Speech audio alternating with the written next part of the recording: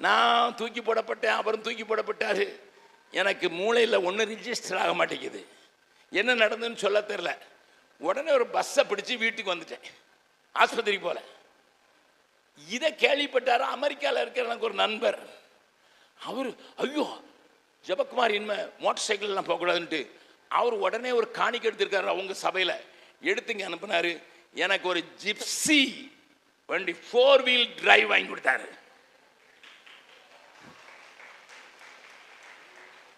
நல்லா கைத்தட்டுங்க. 4 பல்லு விழுந்தா 4 வீல் 4 வீல் டிரைவ்.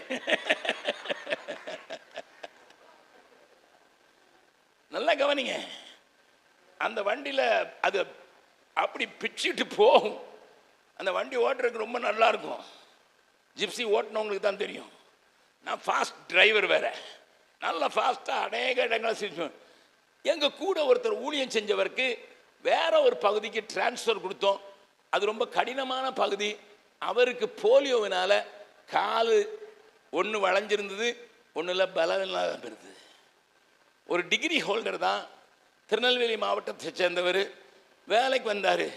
ஆண்டவர் சொன்னார், இவனை கொண்டு போய் அந்த மலை ஏற இடத்துல கொண்டு ஊழியத்துக்கு வச்சிருக்கிற, இவனுக்கு கார் இல்லை, உனக்கு கார் என்னத்துக்குனாரு.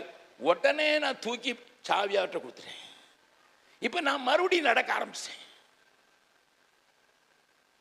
ஹலோ, நல்லா கவனிங்க. இன்னொருத்தர் அவங்கள இந்த நாட்டை விட்டே வெளியே போக சொல்லிட்டாங்க கவர்மெண்ட்.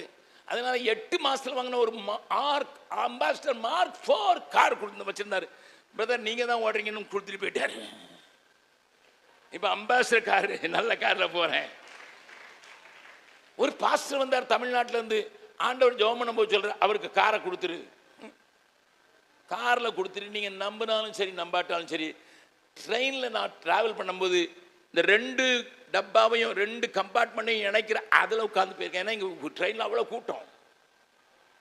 கார் வச்சிருந்த ஆள், கார் ஓட்டின ஆள், புது கார் ஓட்டின ஆள், ஆண்டவர் சொன்னதுனால அந்த காரை கொடுத்துட்டு நான் ட்ரெயினில் எங்கள் ஊரில் வந்து பார்த்தீங்கன்னா இந்த பேட்டரி வைக்கிற இடத்துல, கம்பார்ட்மெண்ட்டில் பேட்டரி வைக்கிற இடத்துல எங்கள் ஆளுங்க தயிர் வைக்கிறவாங்க உட்காந்துருப்பான், தயிர் சுட்டியோட. அவ்வளோ கூட்டம். எதுக்கு இதெல்லாம் சொல்லிக்கிட்டு இருக்கேன்? நான் சொல்லிக்கிட்டே போயிட்டே இருப்பேன்.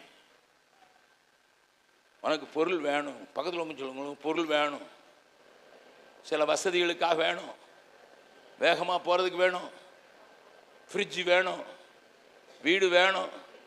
ஆனால்